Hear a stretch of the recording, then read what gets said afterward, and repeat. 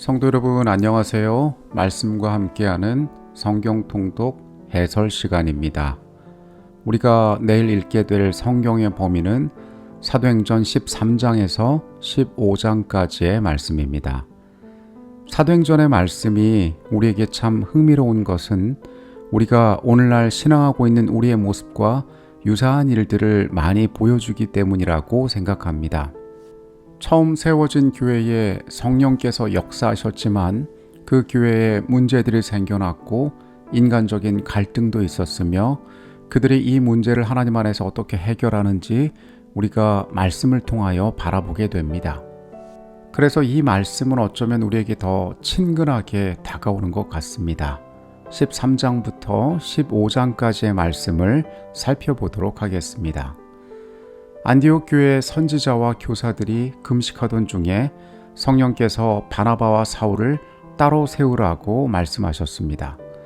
여기서 따로 세우라는 의미는 이 두 사람을 갈라놓으라는 것이 아니라 두 사람을 안디옥 교회에서 선교지로 파송하라는 의미였습니다. 교회는 두 사람에게 안수하고 그들을 파송하게 됩니다. 우리가 알고 있는 전도 여행이 시작된 것입니다. 두 사람은 배를 타고 실루기아, 구브로, 살라미 그리고 바보에 도착하였습니다. 거기에서 총독 서기오 바울을 만납니다. 거짓 마술사가 그들을 대적하여 복음을 전하는 것을 방해하였습니다. 바울은 거짓과 악행이 가득한 자요, 마귀의 자식이요, 모든 의의 원수여, 주의 바른 길을 굽게 하기를 그치지 아니하겠느냐라고 말하며 그가 얼마 동안 맹인이 되도록 하였습니다. 이 이적으로 말미암아 총독을 비롯한 여러 사람들이 예수를 믿게 됩니다. 여행 중에 그들을 수종들던 요한이 떠나는 사건이 여기에 기록되어 있습니다. 여기에 두 사람을 수종들었던 요한은 예수님의 제자 요한이 아니라 마가 요한으로 훗날 바울과 바나바의 갈등의 원인이 되기도 합니다. 비스디아 안디옥으로 간 그들은 안식일에 회당에 들어갑니다. 우리가 바울의 선교 여행이 어떻게 이루어졌을지 궁금한 생각이 들 때가 있습니다. 낯선 땅에 가서 어떤 방법으로 사람들에게 복음을 전했을까? 기독교 세계의 처음 선교사였던 그들이 했던 행동은 유대인의 회당에 가서 안식일에 같이 그들과 예배하면서 그곳에서 기별을 절하는 것이었습니다. 먼저 빛을 가지고 있던 그들에게 예수 그리스도의 복음을 전하는 것이 훨씬 유용한 방법이었기 때문에 그렇습니다. 바울은 회당에서 말씀을 전합니다. 약속된 메시아가 오셨으나 그들이 알아보지 못하고 나무에 달아 죽였으며 그분께서 죽은 자 가운데 살아나셨음을 전합니다.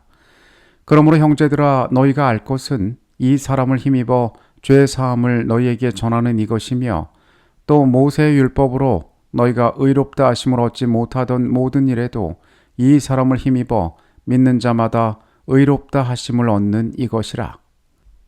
회당에서 만난 유대인과 유대교에 입교했던 경건한 많은 사람들이 바울과 바나바를 따랐습니다. 그들은 또 초청을 받아 다음 안식일에도 회당에서 기별을 전했습니다. 그런데 이 일을 싫어한 유대인들이 있었습니다. 그들이 바나바와 바울을 시기하고 비방합니다. 하나님의 말씀을 마땅히 먼저 너희에게 전할 것이로되 너희가 그것을 버리고 영생을 얻기에 합당하지 않은 자로 자처하기로 우리가 이방인에게로 향하노라. 유대인들을 향하여 바울은 이렇게 말합니다. 이방인들이 듣고 기뻐하여 하나님의 말씀을 찬송하며 영생을 주시기로 작정된 자는 다 믿었다고 성경은 우리에게 이야기합니다. 빛이 먼저 주어졌다고 그 빛 가운데 살아갈 수 있는 것이 아니란 사실을 복음 전파의 역사 가운데 우리는 배우게 됩니다. 그들은 핍박을 피해 이고니온으로 가서 거기에서 복음을 전하게 됩니다. 14장의 내용입니다. 이고니온에서도 많은 유대인과 헬라인들이 복음을 받아들입니다. 그런데 순종하지 않는 유대인들이 그곳에서 사람들의 마음을 선동합니다. 무리가 둘로 갈라지고 바울과 바나바가 돌에 맞을 위험에서 도망하여 또 다른 선교지로 이동하게 됩니다. 루스드라에서 그들은 걷지 못하던 자들을 걷게 하는 이적을 나타냅니다. 우리는 이 일을 보고 놀라서 바울과 바나바를 신이 우리에게 오신 것이라고 생각하게 됩니다. 바나바는 제우스, 바울은 헤르메스 신이 그들에게 임했다라고 이야기했습니다. 제우스는 그리스 세계의 주신이고 헤르메스는 이 제우스의 전령입니다. 아마 바나바의 용모가 바울보다는 조금 더 나았던 것 같습니다. 그래서 사람들은 이들이 신이라고 생각했고 제우스 신전의 제사장들이 제물을 가지고 와서 그들의 문 앞에 와서 제사를 드리려고까지 합니다. 두 사람은 이를 제지하면서 우리도 여러분과 같은 성정을 가진 사람이라 여러분에게 복음을 전하는 것은 이런 헛된 일을 버리고 천지와 바다와 그 가운데 만물을 지으시고 살아계신 하나님께로 돌아오게 함이라고 이야기합니다. 그들이 만난 핍박은 그 땅에서의 위협에 그치지 않았습니다. 성경은 안디옥과 이고니온에서 온 유대인들이 무리를 충동해서 바울을 돌로 치게 하였다라고 이야기합니다.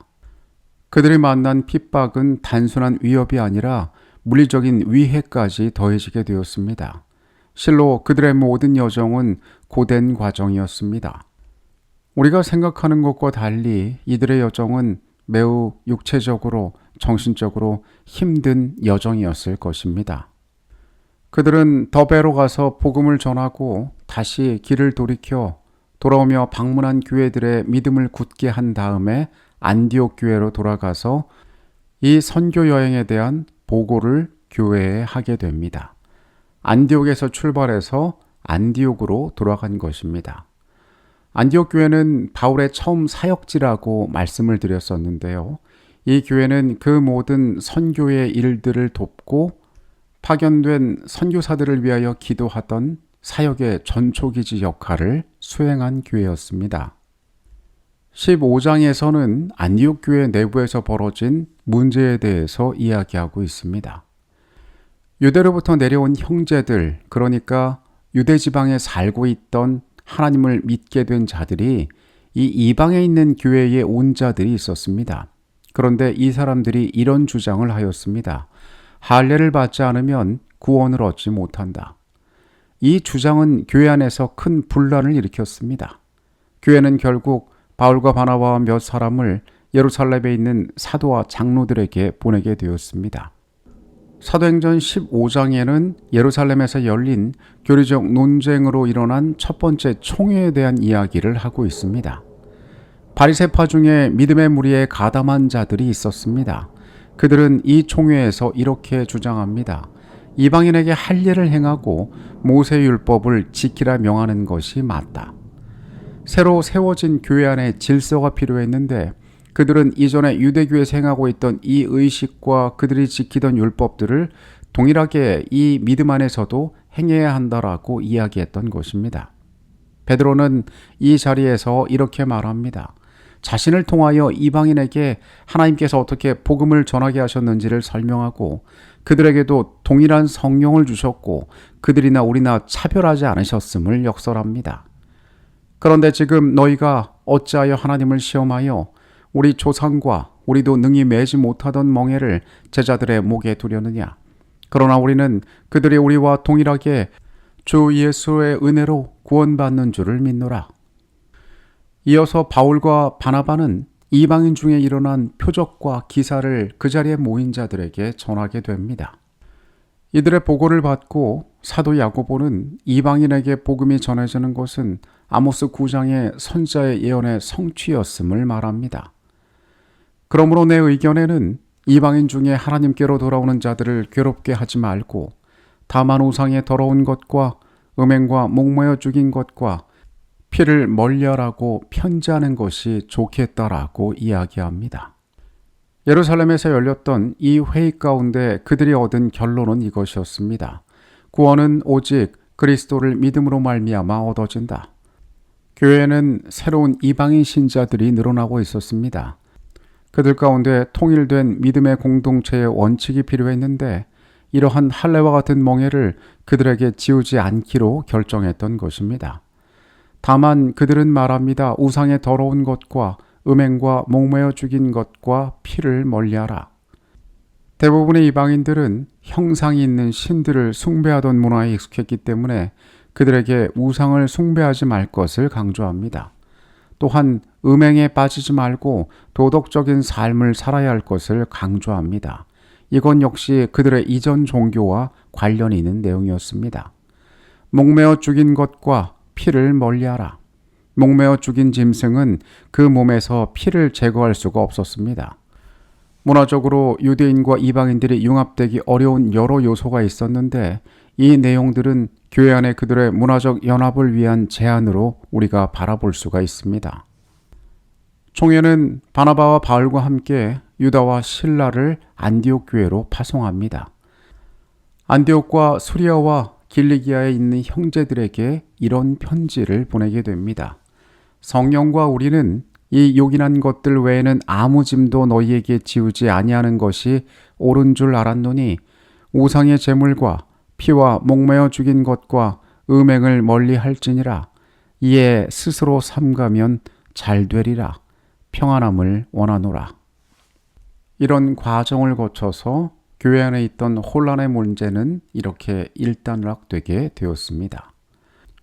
바울은 바나바에게 세운 교회들을 돌보기 위하여 다시 여행을 떠날 것을 제안합니다.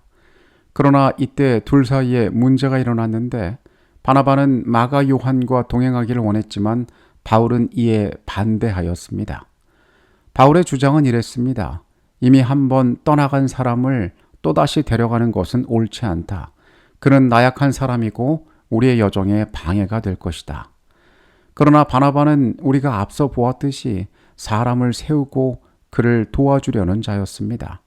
그는 이 젊은이가 한 번 실망하여 떠났지만은 새로운 기회를 그에게 주기를 원했던 것입니다. 두 사람의 생각에 모두 일리가 있었습니다. 이 부분에서 성경은 우리에게 대단히 낯선 표현을 보여주는데 둘이 심히 다투어 피차 갈라섰다라고 이야기합니다. 초대교회는 성령이 충만한 자들의 역사인데 그러한 사람들이 싸우고 다투어서 갈라섰다는 이야기는 우리를 당황하게 할 수 있습니다.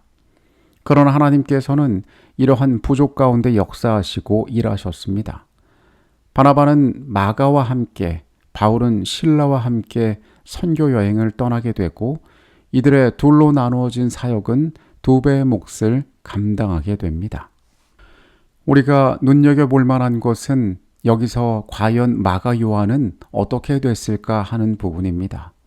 나중에 바울 서신의 기록에서 우리가 살펴볼 수 있지만은 그는 교회 안에 유용한 젊은이로 성장하게 되었던 것 같습니다. 하나님께서는 사람의 부족과 염려를 아십니다. 그리고 그 연약함 가운데 역사하십니다. 우리 각자의 생애 역시, 우리 믿음의 공동체 역시 그런 성령의 인도함 가운데 온전함을 경험하게 되었으면 좋겠습니다. 좋은 밤 되시고요. 내일 다시 만나겠습니다. 기도하시겠습니다. 하나님, 우리의 생애 가운데에도 나타나셔서 주의 거룩하심이, 주의 온전하심이 우리의 부족과 허물을 덮으시고 때로 우리의 문제들을 통하여 더 나은 하나님의 뜻을 드러나게 하여 주시옵소서. 주님의 온전하심만 바라보고 살아가는 우리가 되게 하여 주시옵소서. 예수 그리스도 이름으로 기도합니다. 아멘.